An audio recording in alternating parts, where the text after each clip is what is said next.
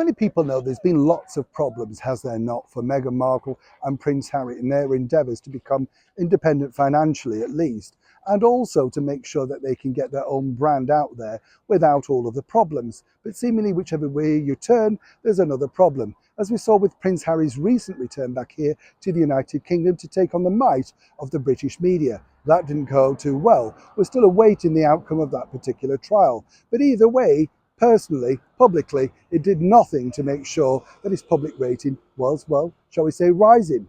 Meghan Markle, of course, had bad news recently because Spotify decided to dump her after 12 episodes and paying her quite a lot of money and waiting virtually 2 years for said 12 episodes. And it was interesting, wasn't it? Because then what leaked out were executives basically calling her talentless and really shouldn't be a podcaster. A little bit cruel, but there you go. That's what you have to put up with if you're in the world of celebrity. You don't have the protection of royalty. It's a totally different ballgame, as Harry would have known if he'd have bothered to advise his wife.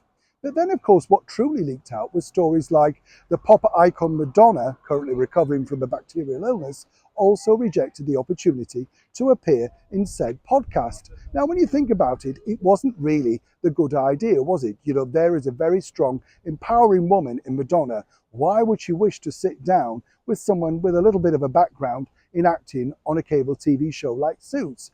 You have to aim high, but then you also have to think, does it really work?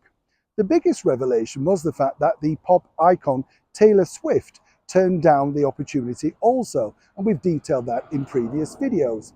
But what's interesting to note, and this will really gall, I believe, Harry and Meghan, is the fact that we also pointed out that Taylor is a huge fan of the British monarchy, in particular our late monarch and currently His Majesty the King, alongside the Prince and Princess of Wales. Now, this has taken something of a bit of a turn because, as you know, Taylor Swift is currently on a world tour, a phenomenally successful world tour for her latest music eras, and doing incredibly well, topping the charts and breaking box office records wherever she goes around the world. That particular tour hits the United Kingdom this time next year.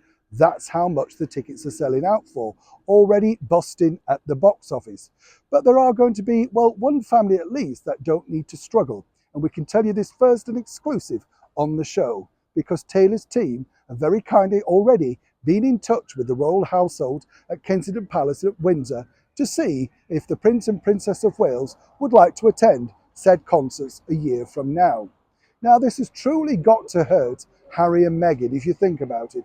There, Meghan was rebuked to be, of course, a star on her podcast. And when you think about it, Taylor Swift is without doubt the sort of person that you could have done with to make sure that people downloaded, and more importantly, Spotify took you slightly seriously. Seemingly, though, for Taylor, she was rather too busy. But as I've told you before, she developed a relationship with Prince William, the Prince of Wales, a couple of years ago when she managed to coerce him up on the stage for an informal duet. We do know that both the Prince and Princess of Wales are fans of Taylor's music.